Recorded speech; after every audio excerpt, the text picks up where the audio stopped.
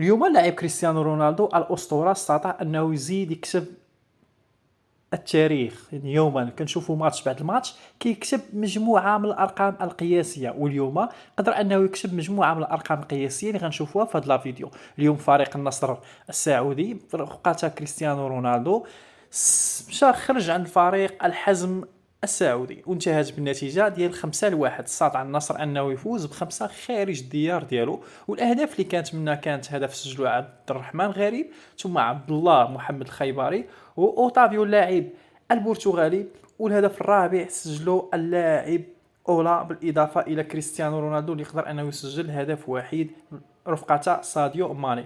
كريستيانو رونالدو استطاع اليوم انه يكون الهداف الاول ديال الدوري السعودي برصيد 6 ديال الاهداف، واللي كيجي وراه هو اللاعب المغربي حمد الله، ثم بخمسه الاهداف مناصفه مع ساديو ماني بخمسه ديال الاهداف.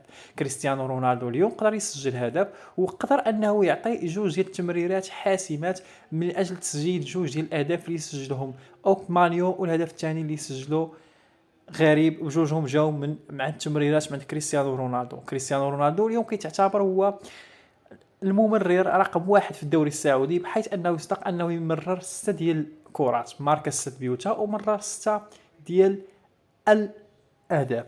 لكن كريستيانو رونالدو كيبقى هو ثاني اكثر لاعب في العالم تسجيلا الموسم سنه 2023 الى حدود الساعه برصيد 30 هدف، وراء ايرلين هالاند اللي مسجل حتى لدابا 33 هدف.